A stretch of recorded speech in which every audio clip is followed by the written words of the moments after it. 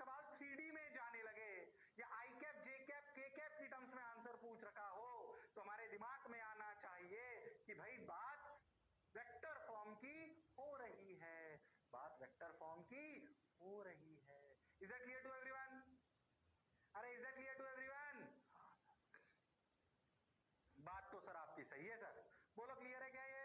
अगर क्लियर है तो उतार लो शर्म मत, जिसने की शर्म उसके आए नंबर कम, उतारो।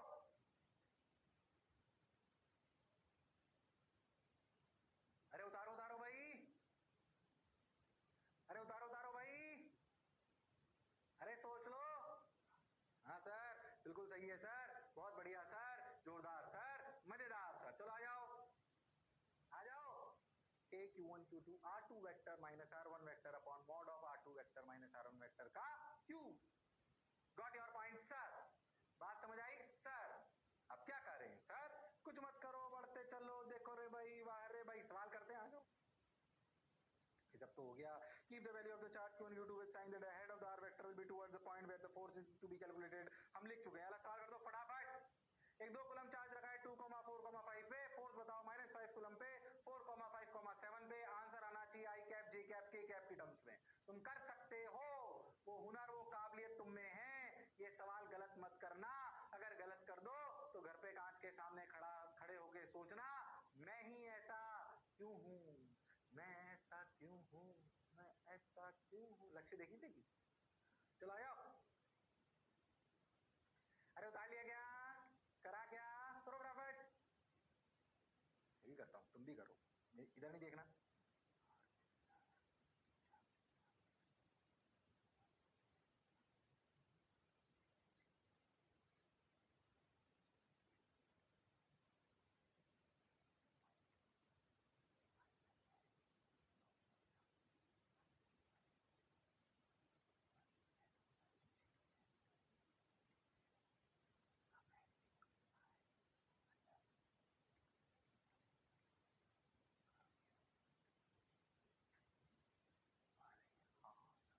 चलो आ जाओ।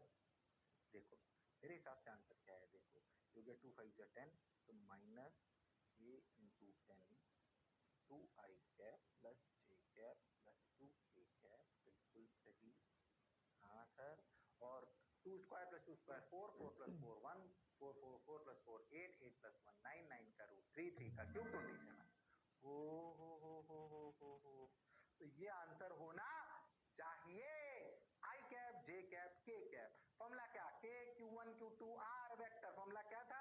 क्या सीखा था हमने? फॉर्मूला, फॉर्मूला था किसमें? Find the force on -5 coulomb. मतलब यहां पर एरो होगा तो के Q1 Q2 R vector by mod of R vector का cube is the answer, is the answer. Q1 Q2 को रखो साइन के साथ। देखो हमारा आंसर आ गया क्या? और हाँ सर, ये क्या 10⁻8 क्यों कर दिया उन्होंने? उन्होंने के की वैल्यू रख दी। क्या रख दी? के की वैल्यू क्या रख दें? 9 × 10⁻9। लो भाई रख दो, 9 × 10⁻9 रख दो तो आंसर आ जाएगा। तो ये अपना कितना हो जाएगा? -9 × 10⁻10 upon 27 into 2i cap plus j cap plus 2। बोलो क्लियर है क्या? तो भैया 9 को 27 से कट गया। सही चल रहा है ना? सब सही तो चल रहा है? हाँ, तो 1/3 आ गया। अरे हाँ सर, बात तो सर आप बिल्कुल सही कह रहे हो। सही चल रहा है क्या? गड़बड़ तो नहीं हुई कैलकुलेशन में? 1/3 इंटू 10⁻10 आएगा ना ये तो। 8 कैसे दे रखा है? 9 10⁻9। हाँ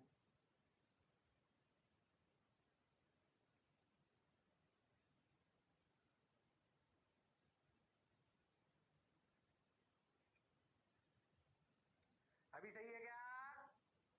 अरे हाँ ना बोलना, अपने जो कराओ सही हो, उसमें कोई गलती नहीं, गलती जैसा है ही नहीं कुछ।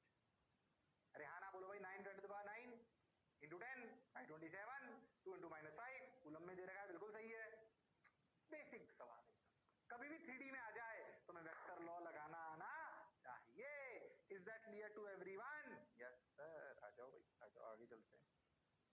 क्यूब ले लो एक 8, क्यूब 3D में चला गया।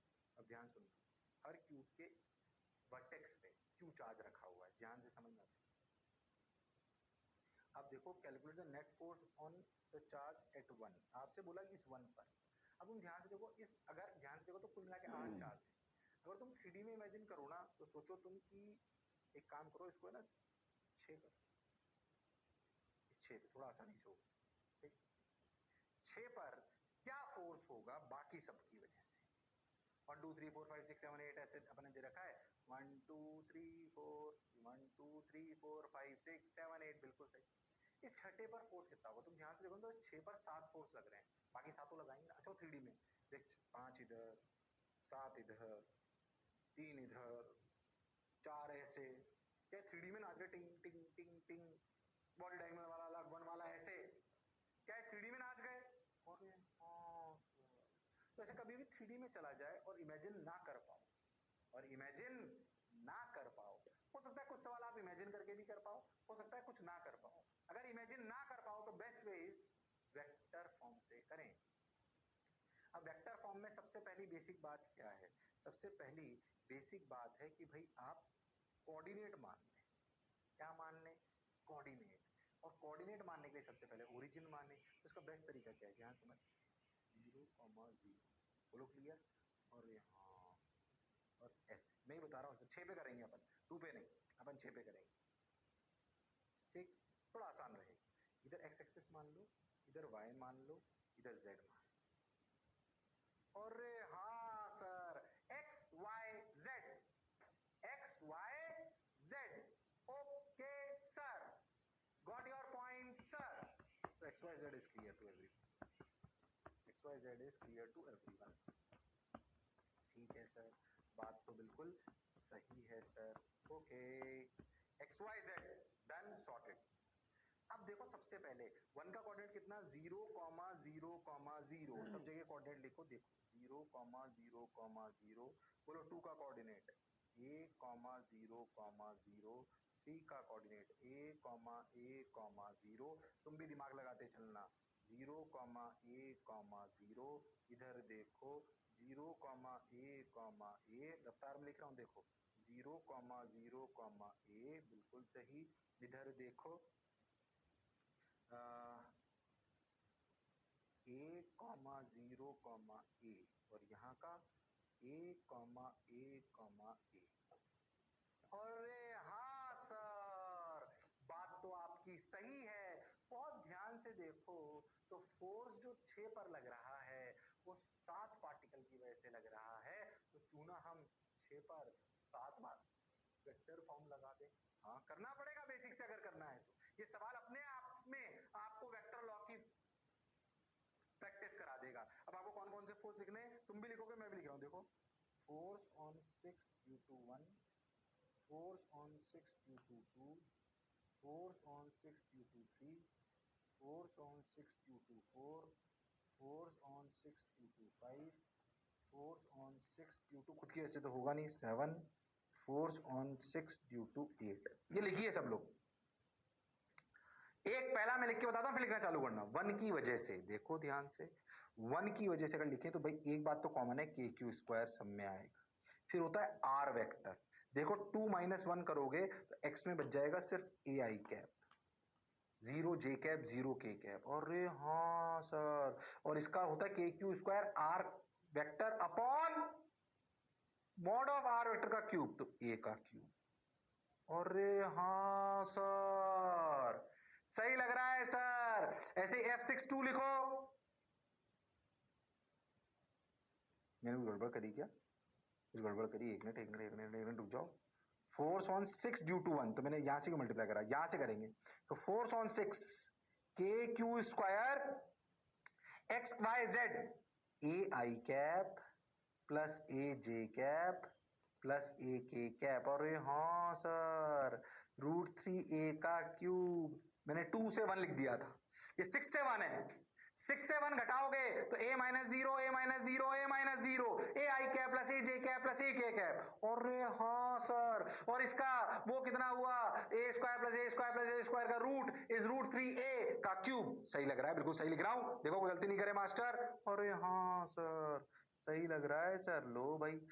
और देखो F62, 6 में से 2 लिखो, के क्यू स्क्वायर, के क्यू स्क्वायर, अब देखो 2 में से घटाओ तो ए आई कैप में 0 हो जाएगा, बिल्कुल सही सर, पर ए जे कैप बचेगा और ए के कैप भी बचेगा, बिल्कुल सही सर, तो बच जाएगा √2a का cube. Yes sir, got your point sir, सही लग रहा है सर। फोर्स x63, देखो के क्यू स्क्वायर तुम्हारे सामने कर रहा हूं, 3 का है 3 ये रहा, देखो आई कट जाएगा, जे कट जाएगा, सिर्फ के बचेगा, तो ए के कैप ए क्यूब। अरे हाँ सर, अब देख 6 से 4, देख के क्यू स्क्वायर, ए बच जाएगा, आई बच जाएगा, जे कट जाएगा, के बच जाएगा। अरे हाँ, तो √2a का क्यूब। फिर कह रहा हूं ये सवाल बड़ा है, पर ये पूरा एक ही सवाल 6 वेक्टर प्रॉब्लम को सॉल्व करा देता है और प्रैक्टिस करा देता है कि हाँ, अगर ऐसा ऊल जलूल सा कुछ भी सवाल आ जाए तो हम सवाल कर सकते हैं जब हम 3D में जाएंगे। जब हम किस में जाएंगे? 3D में। Is that clear to everyone? Yes sir, got your point sir, बात समझ आई सर? चलो भाई 6 5 के क्यू स्क्वायर, 6 5 कहां है? ये रहा, आई बच जाएगा, जे कट जाएगा, के कट जाएगा, ए क्यूब। 6 7, हो K Q square, I cut गया, जे बच गया, के कट गया, फिर ए क्यूब। 6 8, हो के क्यू स्क्वायर, आई बच गया, जे बच गया, के कट गया, √2a का क्यूब। अरे हाँ सर, ध्यान से देखो तो इन 6 में, सॉरी इन 7 में का नेट जोड़ लिया जाए तो आंसर आ जाएगा एफ नेट। F net. अरे हाँ सर, अभी टफ हो गया सवाल कहने को तो, पर इसमें टफ क्या है? ये तो वेक्टर है भाई, इसमें इलेक्ट्रोस्टैटिक्स क्या है? ये तो वेक्टर है। आपको वेक्टर पोजीशन मैट्रिक में आना चाहिए, फिर फॉर्मूला लगाना आना चाहिए। अगर आता है तो सवाल हो जाएगा। अब देख तू ध्यान से देख, तेरे को दिखाई देगा के Q square by A cube सब में आ रहा है नीचे, और ऊपर भी ए आ रहा है, तो ए ऊपर का से नीचे कट जाएगा, तो K Q square by A square तो देख कॉमन आ जाएगा। हाँ सर, ये कॉमन आ जाएगा। अब तुम पहली टर्म को देखो तो यहां पर a बाई √3 एक आ रहा है, बिल्कुल सही। ध्यान देना, आई वाली टर्म देख रहा हूं, देख a तो बाहर आ गया, देख आई में सबसे पहले वाली टर्म क्या है? √3a का क्यूब, √3 का क्यूब यानी कि 1/3 √3, बिल्कुल सही, 1/3 √3। दूसरी वाली में आई है ही नहीं, तीसरी वाली में भी आई है ही नहीं, इसमें आई है तो ये 2 √2, बिल्कुल सही। इसमें एक और आई है, दैट इज 1, बिल्कुल सही। तो 1 क्या क्या आता जा रहा है आई के, अब मैं देखता जा रहा हूं, देखना ध्यान से। एक तो आ गया 1/3 √3, बिल्कुल सही सर, बिल्कुल सही, प्लस ध्यान से देखना, प्लस यहां नहीं आया, सेकंड टर्म में नहीं आया, थर्ड में नहीं आया, थर्ड में आ गया, फोर्थ में आ गया 1/2 √2, बिल्कुल सही सर, और उसके बाद एक और आ गया 1। अरे हाँ सर, फिर एक और आ गया 1/2 √2। अरे हाँ सर, यानी कि इस वाले को 2 कर लो। ठीक, ध्यान देख, आई 1 2 3 4 टर्म में, एक में 1/3 √3 आएगा, एक में 1/2 √2, फिर एक और में 1/2 √2, तो 2/2 √2 हो गया, और एक 1। ये तुम ध्यान से देखो तो जे में भी यही टर्म आएगी, के में भी यही आएगी। देखो देखो जे का देखो, पहली से 1/3 √3 तो तीनों में आएगी, दूसरे से 1/2 √2 आ गई, फिर एक जे वाली आ गई नीचे, और एक और जे वाली आ गई, ये रही। अरे हाँ, आई cap plus j cap plus A cap. क्या ये कहानी समझ आई है? अरे हाँ सर, ये टफ लग रहा है, पर अगर ध्यान से करा जाए और समझ के करा जाए, समझ के समझ को समझो, समझना भी एक समझ है, समझ कर जो ना समझे मेरी समझ में वो ना समझ है। बहुत बढ़िया टंग ट्विस्टर सर, आपने जोरदार बोला, शानदार। अब तुम भी रिपीट करना है ना, वापस में रिपीट नहीं करूंगा, है ना। समझ के समझ को समझो। हाँ, समझना भी एक समझ है, समझ कर जो ना समझे मेरी समझ में वो ना समझ है। अरे हाँ, तो तुम तो समझदार हो। कई लोग तो भैया सोचे आज के लेक्चर का टारगेट सिर्फ टंग ट्विस्टर बोलना है। अरे यस और नो?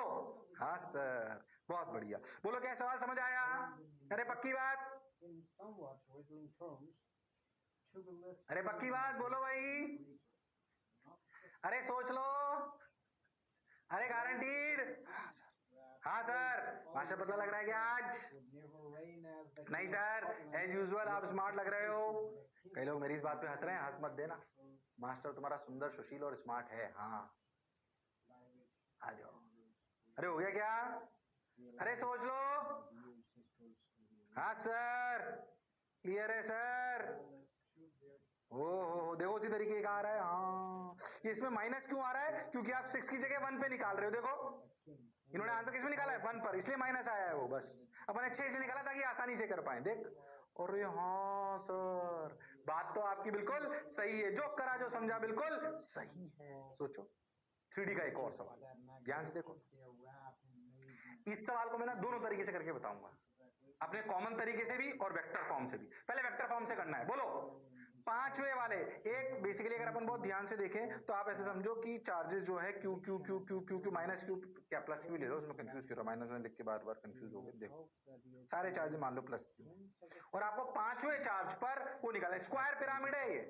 क्या है ये? Square pyramid. स्क्वायर पिरामिड पे जो चार्जेस हैं उन क्यू क्यू क्यू क्यू पे जो चार्जेस हैं, और जो स्क्वायर है नीचे उसकी साइड है √2 है, ध्यान देना, और उसके सेंटर से ए दूरी ऊपर पर पांचवा चार्ज है। स्क्वायर पिरामिड है। आपसे पूछा जाए इस पांचवें चार्ज पर फोर्स निकालो, तो ध्यान से देखो, तो 3D में चलेंगे तो ऐसे ऐसे ऐसे है। आप अभी 3D में मत जाओ, आप तो वेक्टर फॉर्म से करो। वेक्टर फॉर्म की पहली शर्त, ओरिजिन ढंग की जगह मानना चाहिए।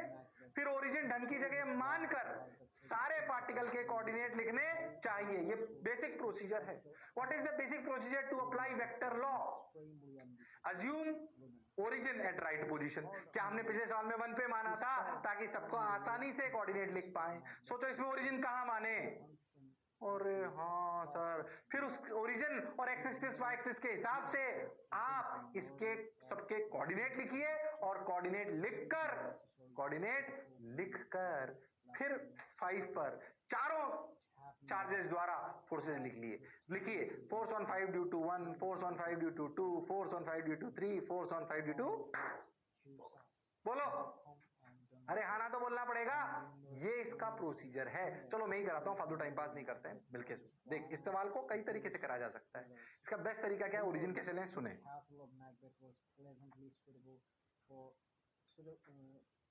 ओहो देख ओरिजिन कैसे लिया है, ध्यान से देख, ध्यान समझना, कंफ्यूज मत होना कैसे लिया है मैंने। ओरिजिन लिया है, फिर से बताता हूं एक बार तो फिर समझ में आएगा। ओरिजिन लिया है सेंटर ऑफ द स्क्वायर और 1 और 3 और 4 और 2 को ऐसे लिया है कि वो एक्स और वाई एक्सिस पे आ गए, और 5वां जेड एक्सिस पे। देख, अरे हाँ सर, बात तो सर आपकी सही है। देखो इसको अपन 5 को ओरिजिन नहीं लिया है, उसको ओरिजिन लिया है। किसको? जो उसका सेंटर है स्क्वायर का। अच्छा, ये एक्स एक्सिस हो गई, ये वाई एक्सिस हो गई। तुम अगर बहुत ध्यान से देखो, प्लस प्लस ले लो, सबको कंफ्यूज मत होना बिल्कुल। ठीक, एक्स और वाई एक्सिस हो गई। अब ध्यान से सुनना तुम, जो 5वें का कोऑर्डिनेट है देखो, वो तो हो गया 0, 0, ए। अच्छा ये साइड √2 ए है, तो ये ए है, ये भी ए है। सोच इसका कोऑर्डिनेट कितना हो गया? a, 0, 0।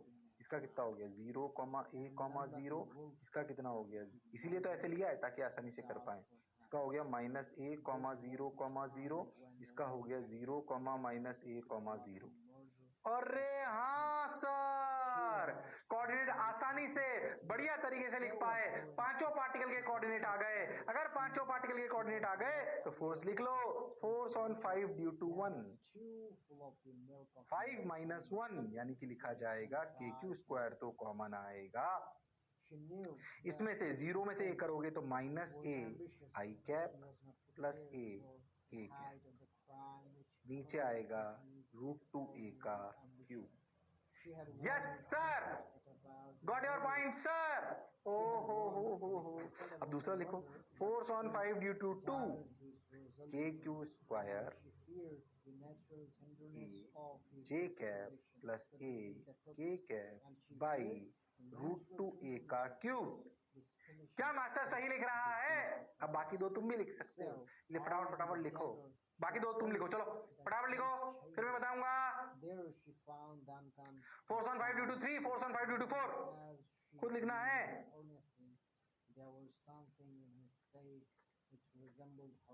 मैं भी लिख रहा हूं, तुम भी लिखो, गड़बड़ नहीं करनी है।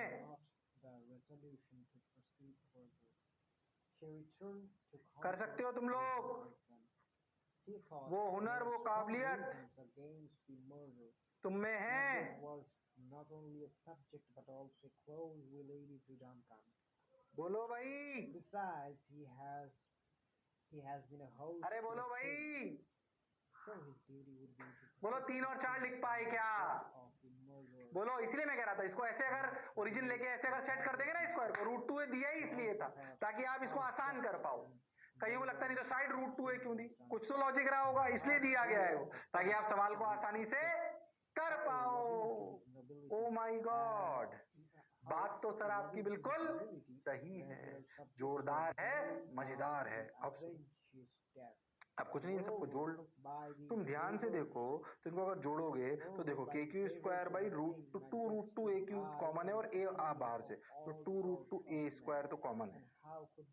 अरे हाँ सर, के क्यू स्क्वायर 2√2 a² तो कॉमन है सब में, के क्यू स्क्वायर बाई नीचे आएगा 2√2 a³, ऊपर ए सब जगह है तो कट गया, ये तो कॉमन आ गया, ये सब में है। अब आई वाली टर्म देखो, पहले में आया -1, फिर आया +1, तो आई तो +1 -1 कट गया और कहीं आई है ही नहीं, आई तो 0 हो गया, तो 0 आई कैप। ऐसे ही देखो 0 j कैप और k कैप चारों बार जुड़ गया तो 4k कैप। तो आंसर क्या आया, 4 से 2 को मारा और फिर 2/√2 इज √2, तो √2 KQ² by a² k cap, यानी कि z एक्सिस के अलोंग ऐसे ऊपर आपका क्या है, आपका फोर्स है, √2 KQ² by a², √2 KQ² by a²। सबने बोला ठीक, मैंने भी बोला ठीक। क्या बात क्लियर है? अरे सोच लो। हाँ सर, बिल्कुल सही लग रहा है सर, बढ़िया है सर। तो √2 KQ² बाई a², बहुत बढ़िया, बहुत सुंदर, बहुत मजा आया, वाह वाह।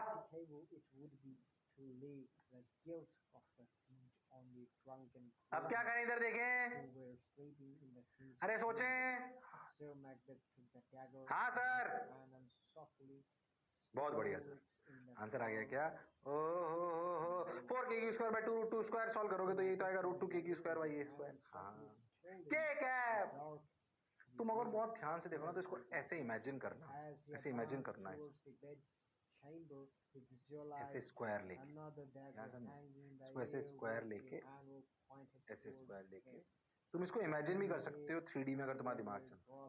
ऐसे लेना, देखो जैसे मैंने बनाया है, ऐसे स्क्वायर सोचो, टिक टिक, ऐसे समझो, ऐसे ऐसे ऐसे ऐसे। अब सोचो यहाँ वाला थोड़ा इमेजिन कराता हूँ, फिर खुद करना, इमेजिनेशन से भी आ सकता है आंसर। ध्यान समझना, यहाँ वाला, अच्छा यहाँ 5वां चार्ज यहाँ पर है, देखो इन दोनों चार्जेस की वजह से ना ऐसे फोर्स आएगा इन पे 45 डिग्री पे। क्यों, ध्यान से बताता हूँ, सुन। इसका जो डायगोनल है ना वो 2a है, और सोच ऐसे डायगोनल 2a है और ये भी ऐसे a है, तो ये दूरी √2a आई और वो फोर्स ऐसे आएगा और इधर वाले से भी ऐसे आएगा। ध्यान से देखो तो ये जो दो डायगोनल पे चार्जेस है ना, इनकी वजह से ऐसे हॉरिजॉन्टल कट जाएगा और वर्टिकल जुड़ जाएगा। ऐसे इन दोनों की वजह से जो आएगा वो ऐसे आएगा और उनका हॉरिजॉन्टल कट जाएगा और वर्टिकल जुड़ जाएगा। तो आप बहुत अच्छे से अगर इमेजिन कर पाओ तो भी आंसर ला सकते हो। तो आपको घर पे क्या करना है, imagine in 3D then try. Although इसीलिए मैं कह रहा हूं कि 3D में इमेजिन करना मुश्किल हो सकता है। सोच, इससे पहले वाले में तो बहुत मुश्किल था, कैसे 7 फोर्स इमेजिन करते। तो हमें वेक्टर लॉ के बारे में फील आनी चाहिए, पर वेक्टर लॉ हमेशा नहीं लगाना है कि बार बार आई कैप जे कैप में घुस गए। उसके लिए तो हम बेसिक सीख चुके हैं। जब भी 3D में कहीं घुसे तो वेक्टर लॉ के बारे में फील आनी चाहिए, और 3-4 सवाल आपको जोरदार करा दिए। अरे हाँ ना तो बोलो। हाँ सर, बात आपकी बिल्कुल ठीक है, जोरदार है, शानदार है, मजेदार है। बोलो यहां तक क्लियर? अरे सोच लो। हाँ सर, बिल्कुल क्लियर सर, क्रिस्टल क्लियर। आ जाओ, अब क्या करें, करते चले, बढ़ते चले, देखो रे भाई, वाह रे भाई, आओ।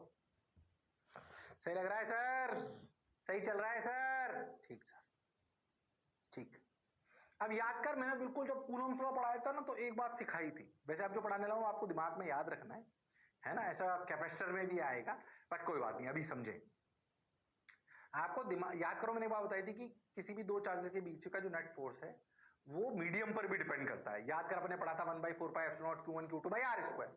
मैंने बोला था कि भाई वो कंजर्वेटिव होता है, इंडिपेंडेंट ऑफ किसी की प्रेजेंस और एब्सेंस होता है। और एक और पॉइंट बोला था, जो बोला था बाद में पढ़ाऊंगा, वो अब थोड़ा सा उसे फील कर सकते हो। अब तुम थोड़ा ही कर सकते हो, बहुत ज्यादा नहीं। वो भी उसकी और अच्छी फील आएगी जब आप कंडक्टर्स में इंडक्शन वगैरह पढ़ लोगे, इंड्यूस चार्जेस पढ़ लोगे, तब थोड़ी ज्यादा फील आएगी। बट अभी समझने के लिए समझे कि क्या दो चार्जेस के बीच का फोर्स जो हमने अभी पढ़ा था, उन चार्जेस को तो हम सब एयर में मानते थे, एयर या वैक्यूम में मानते थे।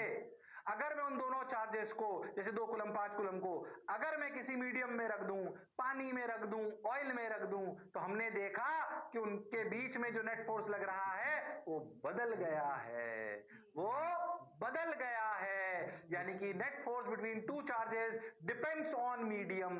That is what we have seen practically. It means we have to understand कि ऐसा क्यों होता है। बाकी तो फॉर्मूला है जो आपको याद होना चाहिए। अब समझें। आप एक बात समझो कि जो भी मीडियम होता है, जैसे मैं तो कह रहा हूं H2O, तुमने कभी पढ़ा हो, वाटर ही पढ़ो। जैसे H2O में याद करो तो यहां -2 होता है, यहां H+ होता है, ऐसे होता है ना? अरे हाँ सर। तो H2O यानी कि पानी ऐसे बना होता है, यानी कि उसमें थोड़ा पार्शली नेगेटिव पार्शली पॉजिटिव होते हैं। टोटल न्यूट्रल होता है वो एक अलग बात, पर क्या पॉजिटिव नेगेटिव के गुच्छे होते हैं? हाँ सर। आप ऐसा समझो कि अगर मैं किसी मीडियम में पॉजिटिव चार्ज डाल दूं, तो क्या उसको माइनस उसके उस मीडियम के क्या माइनस माइनस माइनस वाले चार्ज घेर लेंगे, जैसे कि ये? हाँ सर। अच्छा, अगर Q1 बिल्कुल अकेला है, अगर Q1 बिल्कुल अकेला है, तो क्या इसको ये सिमेट्रिकली घेर लेंगे? बिल्कुल घेर लिया सर, सिमेट्रिकली। अगर प्लस है तो माइनस ने घेरा, अगर माइनस है तो प्लस ने घेरा, क्योंकि किसी भी न्यूट्रल मीडियम में प्लस और माइनस दोनों होते हैं। जैसे अगर वाटर से समझे तो अगर आपने प्लस चार्ज डाला तो O माइनस वाले उसकी तरफ ज्यादा आ जाएंगे। हाँ सर, ये बात तो सर आपकी बिल्कुल सही है, ऐसा होता है। फिर मैं कह रहा हूं कहानी फील के लिए करा रहा हूं, बाकी आपको याद होना चाहिए, इसमें कोई शक वाली बात नहीं है। ओके, तो force acting on two charged particles placed in vacuum is different from force acting on the same set of charged particles placed in medium। ये बात हम समझ गए। अब समझो, अब हुआ क्या, तुम्हें यहां से समझना कि अगर मैं इस Q1 की बजाय एक और Q2 चार्ज रख दूं, मान लो दोनों पॉजिटिव हैं, क्या Q2 के पास भी माइनस माइनस आते?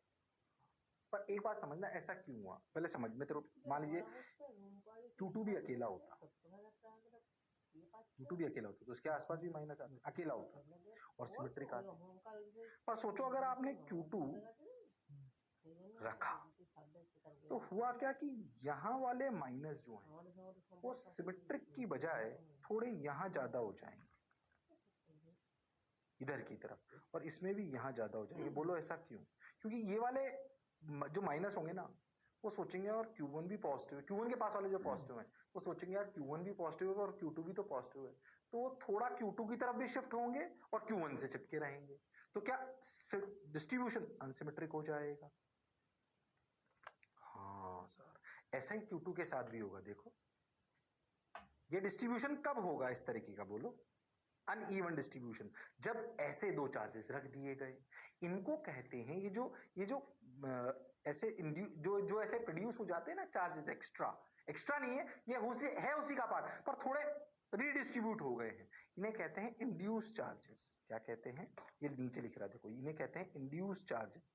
ये इंड्यूस हो गए चार्ज Q1 Q2 की प्रेजेंस की वजह से। अच्छा, अब समझो, अगर मैं आपसे बोलूं कि 1 पर क्या फोर्स है, तो समझो 1 पर एक तो 2 फोर्स लगा रहा है, Q2 वाला फोर्स ऑन 1 ड्यू टू 2, बिल्कुल सही, जो लेफ्ट पर है। अब तुम एक बात ध्यान से समझो, क्या Q1 के राइट में ज्यादा माइनस है कि लेफ्ट में ज्यादा माइनस? Q1 के लेफ्ट में ज्यादा माइनस है कि राइट में? राइट में। अरे हाँ सर, मतलब क्या Q1 पर एक फोर्स और लगेगा जिसे अपन बोलेंगे F इंड्यूस्ड, ये इन इंड्यूस चार्जेस की वजह से आए। और ध्यान से देखो तो ये राइट में आएगा। अरे हाँ, तो सोचो क्या ये इंड्यूस चार्जेस थोड़ा सा नेट फोर्स को घटा देंगे? तो जो नेट फोर्स होता है ना, वो क्या होता है? वो होता है force on one due to two only. अच्छा, प्लस इंड्यूस चार्जेस की वजह से। इंड्यूस किसके से आया? क्योंकि दोनों चार्जेस आ गए। ओ हो, बात तो सर आप सही कह रहे हो, जोरदार कह रहे हो, मौज के साथ कह रहे हो। बिल्कुल सही चल रहा है सर, बढ़िया लग रहा है सर, जोरदार सर, मजा आया सर। अब क्या करें सर? कुछ नहीं, सुनते चलो, बढ़ते चलो, देखो रे भाई, वाह रे भाई, सुनो रे भाई। अच्छा, बात तो सर आपकी सही है। तो force on one due to two plus force induce, okay. अगर तुम ध्यान से देखो तो नेट फोर्स थोड़ा कम हो जाएगा, नेट फोर्स थोड़ा कम हो जाएगा इंड्यूस के आने की वजह से। अरे हाँ सर, अच्छा कितना इंड्यूस होगा? ये तो मीडियम की प्रॉपर्टी है, जिसमें ज्यादा चार्जेस फ्री मूवली मूव करते हैं उसमें ज्यादा इंड्यूस होगा, तो उसका नेट फोर्स ज्यादा कम हो जाएगा। अरे हाँ, अच्छा कोई आपसे पूछे किसी मीडियम में कि force on one due to two only, तो आपका आंसर वो ही है जो पहले था, 1/4πε0 Q1 Q2 by R square. दोनों बातों में अंतर है। Force on one due to Q2, force on one due to two only, induce नहीं कंसिडर कर रहे, तो वही फॉर्मूला है जो आपने पहले पढ़ा हुआ है। पर आपसे पूछ रहे नेट, क्या पूछ रहे? नेट। तुम्हें पता लग रहा है कुछ घट गया है, तो इसको पता है क्या लिखा गया है? 1/4πε0 ER Q1 Q2 by are. ओ हो, ER क्या है? ये मीडियम की प्रॉपर्टी है, इसे कहते हैं, याद करो, एप्सिलॉन को कहते हैं परमिटिविटी ऑफ फ्री स्पेस, इसे कहते हैं relative permittivity of free, relative permittivity of medium. ओ, ये 1 से बड़ी आएगी। अरे हाँ सर, ये 1 से बड़ी आएगी, बाद में इसको डायरेक्टरी कांस्टेंट के नाम से भी आप जानोगे, वो अलग बात है।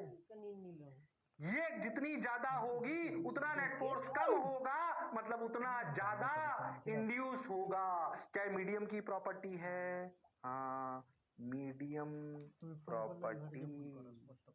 ओ माय गॉड, अब ये याद रखना है।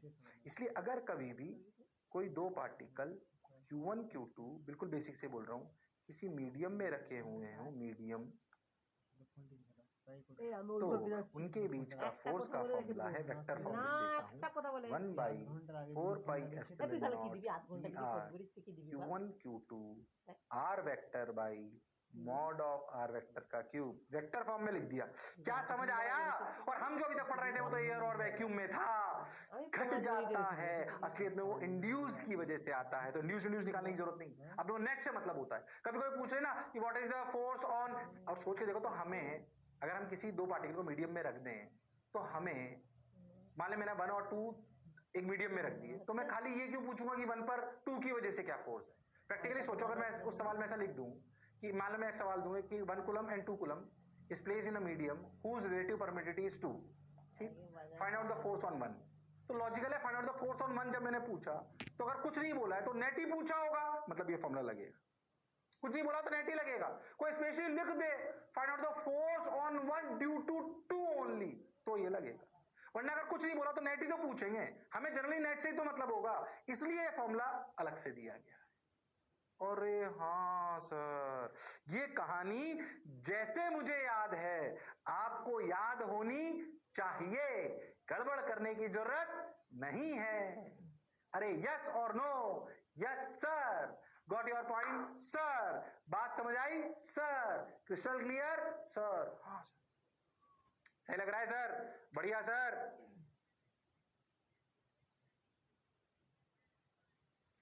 उतार लो इसको, ये कहानी को उतार लो, फॉर्मूला याद होना चाहिए। ER क्या है? Relative permittivity of medium. ये 1 से बड़ी होती है, बाद में कैपेसिटर में और आएगी। अभी अपने को फॉर्मूला याद होना चाहिए। क्यू नेट फोर्स घट जाता है एयर के बनस्पत किसी मीडियम में, उसका लॉजिक समझाने का प्रयास मैंने करा है कि इंड्यूस चार्जेस हो जाते हैं Q1 Q2 अगर दोनों पॉजिटिव हैं तो। अगर Q1 अकेला हो तो सिमेट्रिक था, पर अगर Q2 भी पॉजिटिव है तो नेगेटिव वाले थोड़े राइट में शिफ्ट होंगे और Q2 में लेफ्ट में शिफ्ट होंगे। अगर आप Q1 Q2 को नेगेटिव ले लो तो उल्टा हो जाएगा, तब भी नेट घटेगा ही। अरे पक्का एक थोड़ा सा अच्छा सवाल करा दूं, फ्लूइड फ्लूइड को मिलाकर देख, फ्लूइड भी मिलाते हैं, फ्लूइड मिल जाएगा देख। अभी फ्लूइड पेंडुलम और के ये वाला formula 1/4 ER Q1 Q2 R square. Sir डराओ मत, बेसिक बायंसी, बेसिक बायंसी से मिलाएंगे उस सवाल। ध्यान से सुनना, समझ आएगा। आ जाओ। कैसे? देखो भाई, देखो भाई, देखो भाई, ये तो हो गया ना। और यहाँ सवाल को समझना। Two identically charge spheres are, मैं कराऊंगा पूरे सवाल को। Two identically charge spheres are suspended. तुम्हें बायंसी पता है ना, वी रो जी, ये तो पता ही नहीं। पता बेसिक फ्लूइड का फॉर्मूला, जरूरत पड़ेगी, नहीं पता तो याद करा देता हूं, तुमने जरूर पढ़ा होगा। अगर किसी बॉडी को मीडियम में डाल दो तो लिक्विड उस पर फोर्स लगाता है V into density of liquid into G, नीचे लगता है V into density of material into G। V displaced volume है, density of liquid into G ऊपर लगता है, जिसे हम बायंसी कहते हैं, जिसे हम बायंसी कहते हैं। डेंस रो क्या है? डेंसिटी। रो एल मतलब density of liquid into g, g acceleration due to gravity. V rho M g मतलब mg, मास mg। तो gravitational force minus buoyancy force.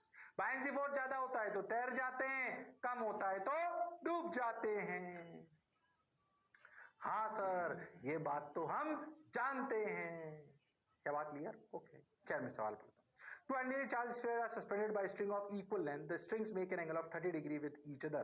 When suspended in a liquid of density 0.5 grams per centimeter per cc, the angle remains same. What is the directory constant of liquid? उसने बोला, confusion क्या समझना अच्छे से। उसने बोला कि दो पेंडुलम वाले सवाल याद है? हाँ, उनमें 30 डिग्री था। ठीक है भाई, अब इस पूरे सेटअप को हमने एक मीडियम में डाल दिया जिसकी डेंसिटी 0.8 ग्राम पर सीसी थी। ओके ठीक है सर। अब उसने बोला कि उसमें जिसमें हमने मीडियम में डाला ना, उसमें डालने से इलेक्ट्रिक फोर्स चेंज हुआ होगा। हाँ, और उसने बोला कि एंगल चेंज नहीं हुआ।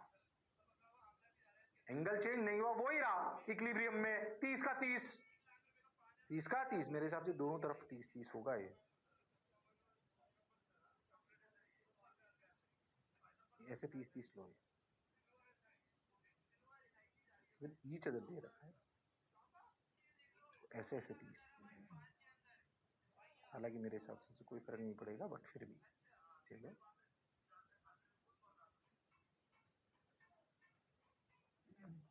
ओके, ध्यान से देखो। हाँ सर, चलो भाई ठीक। अब सवाल करना चालू करते हैं, सवाल करना चालू करते हैं। क्या कह रहा है सवाल? क्या कह रहा है सवाल? ध्यान से देखो, सुनो रे भाई, वाह रे भाई, बहुत बढ़िया रे भाई। क्या करें, क्या करें, क्या करें? चलो पहले तो बेसिक जो सर ने सिखाया वो कर लेते हैं भाई। क्या इधर टी, ध्यान से, ये 30, ये भी 30। क्या T cos 30 equal to M g? अरे हाँ सर। अच्छा, ये दूरी अगर एल एल थी तो अपन ने इसको लिख लिया 2l साइन 30। ओके सर, बिल्कुल इसको आर मान लेते हैं, बाद में रखते हैं। तो T cos 30 equal to M g, हो, और T sine 30 equal to F E, और एफ ई कितना है? K Q square by R square, बाद में रख देंगे। ये दोनों इक्वेशन क्लियर है? बिल्कुल क्लियर है सर। ध्यान से देखो, तो tan 30 equal to K Q square by R square M g. अरे हाँ सर। अच्छा, एम जी क्या है? ध्यान से समझो, एम जी है volume of the body, volume of the body into density of sphere, ये जो दे रखी है। इसको मैं rho density of sphere S मान लेता हूँ, इसको रो एस मान लेता हूँ, बाद में रखूंगा। Rho S into ji, we इसकी वॉल्यूम है। ये बात क्लियर है? एम जी की जरूरत पड़ेगी, वी रो एस इंटू जी। हाँ सर, क्या यहां तक ये अभी अपन ने कहीं डुबकी नहीं लगाई, अभी बेसिक बात है। मीडियम में डुबकी तो अब लगाएंगे। क्या है? पिक्चर क्लियर है? K Q square by R square M g, 1030 की वैल्यू, और भाई लो, अब ध्यान समझो, मीडियम मिलेंगे। पहले वो फर्स्ट इक्वेशंस देखो आप, उस पर इन पे अभी बात कर लेंगे। पहले फर्स्ट इक्वेशन देखो क्या क्या आई थी। वो आई थी 1030 equal to K Q square by R square M g. सही लिख रहा हूँ ना मैं? हाँ बिल्कुल, है ना। और एम जी क्या था? एम जी था v into density of sphere into g. बिल्कुल सही।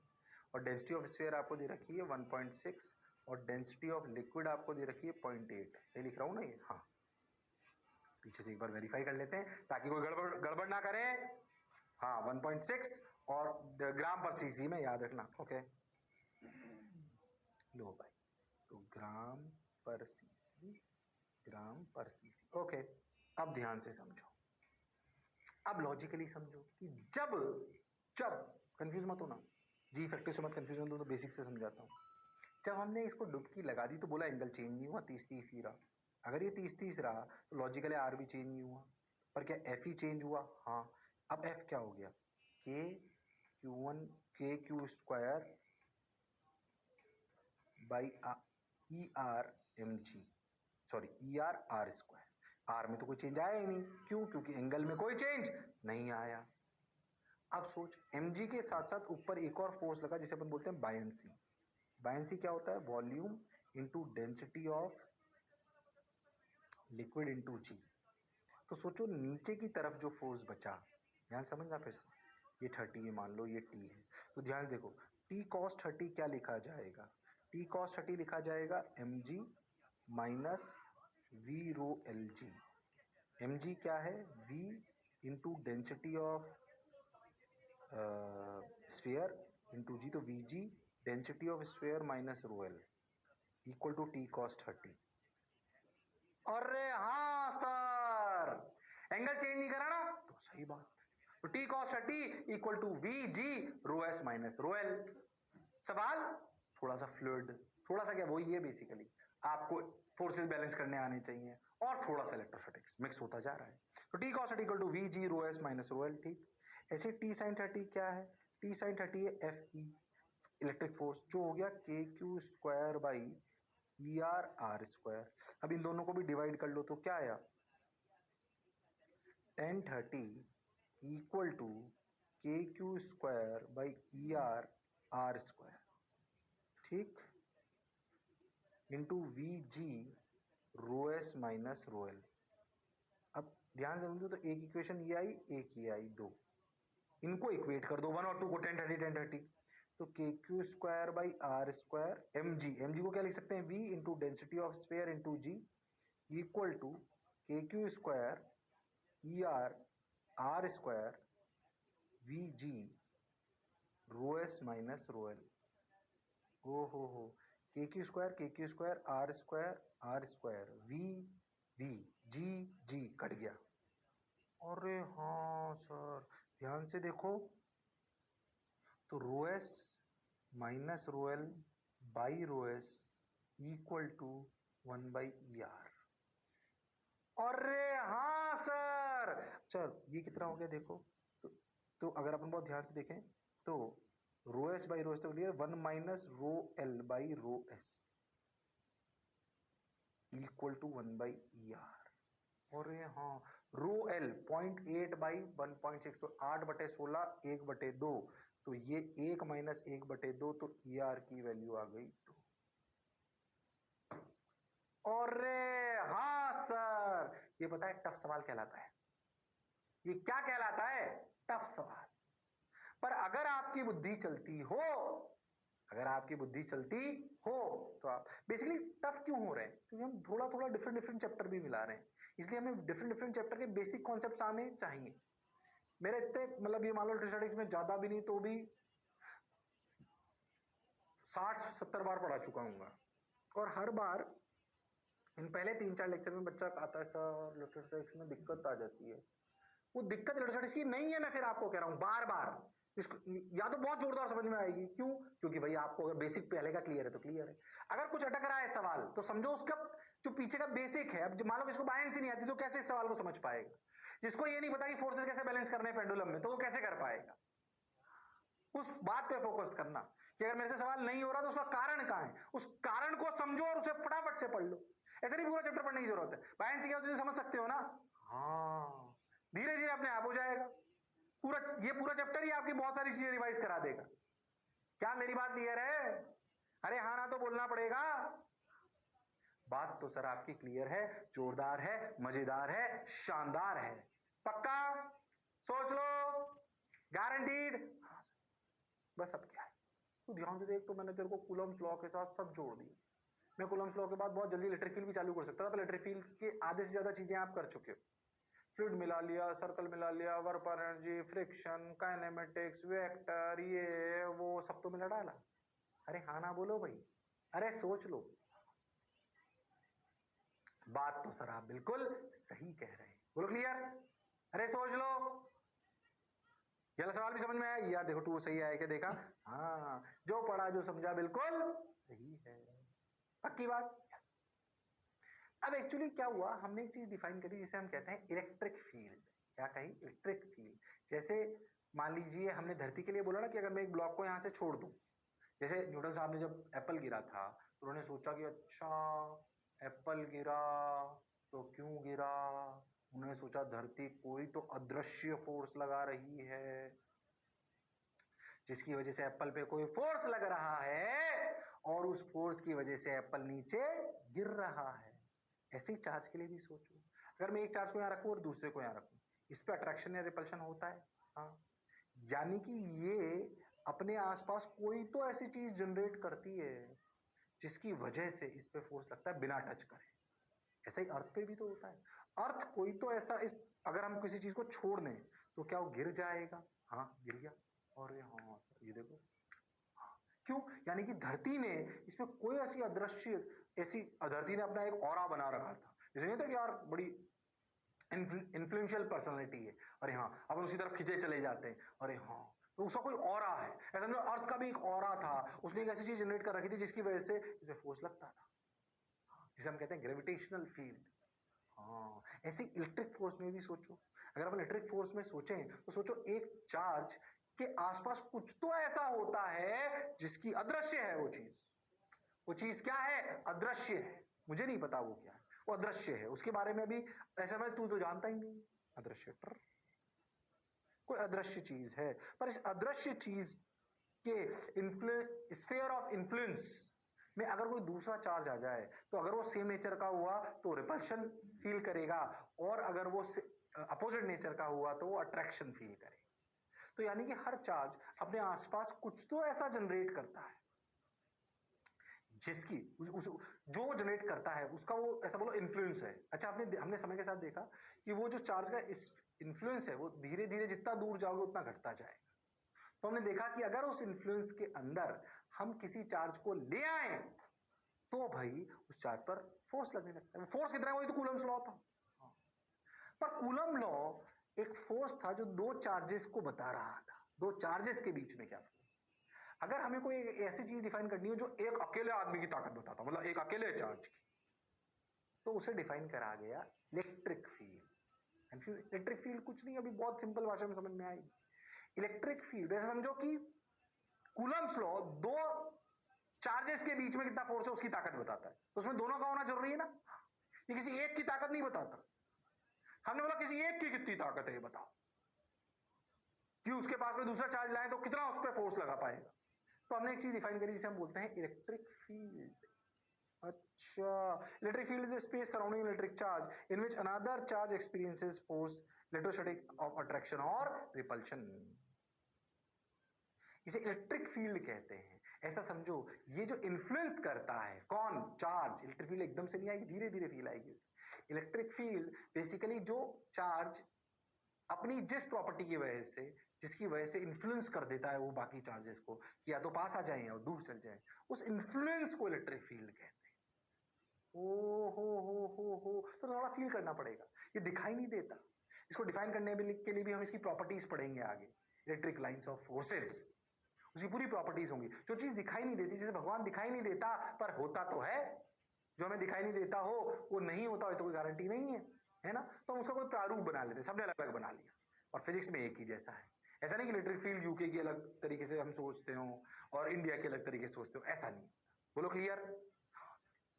तो हमने बोला ये जो चार्ज होता है, ये जो चार्ज होता है इसका कोई तो इन्फ्लुएंस है। ये लाइंस पे भी मत जाओ तुम लोग, लाइंस अभी पढ़ाई नहीं है, बस कोई तो इन्फ्लुएंस होता है। अरे हाँ सर, ऐसे कोई तो इन्फ्लुएंस है, ये लाइंस के रूप में बस देखो, तुम तो ऐसे कुछ भी समझ सकते हो, मैं तुम्हें बताता हूँ अच्छे से। ऐसे तुम तो ऐसे समझो कोई भी चार्ज, इसका कोई तो इन्फ्लुएंस है। ऐसे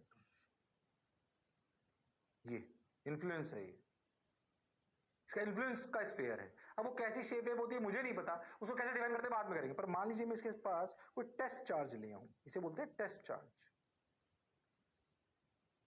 क्या बोलते हैं? Test charge. अगर मैं इसके पास एक चार्ज लाऊं ये टेस्ट करने के लिए कि क्या इसका इन्फ्लुएंस है कि नहीं, उसे बोलते हैं टेस्ट चार्ज। हमें ताकत क्यों की जाननी है, हमें टेस्ट चार्ज से लेना देना नहीं है, पर उसमें ताकत है कि नहीं ये जानने के लिए तो किसको लाना पड़ेगा ना, उसे बोलते हैं टेस्ट चार्ज। ओके।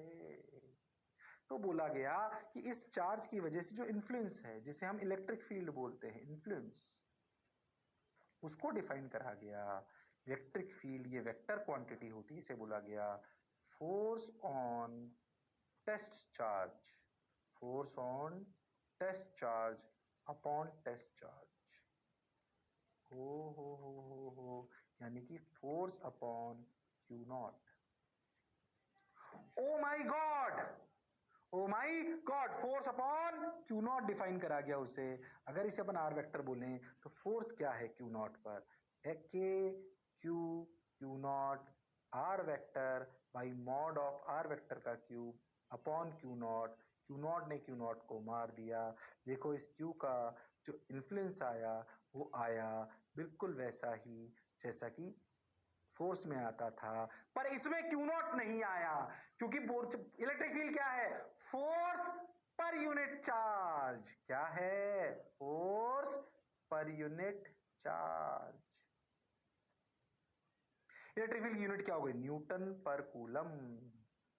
किसी भी पॉइंट चार्ज के लिए कोई अगर आपसे पूछ ले कि आर दूरी पर क्या इलेक्ट्रिक फील्ड है, तो आप फॉर्मूला लिखोगे K Q R vector by mod of R vector का क्यूब। और सिर्फ मैग्नीट्यूड पूछ ले तो पुरानी कहानी जैसे K Q by R square.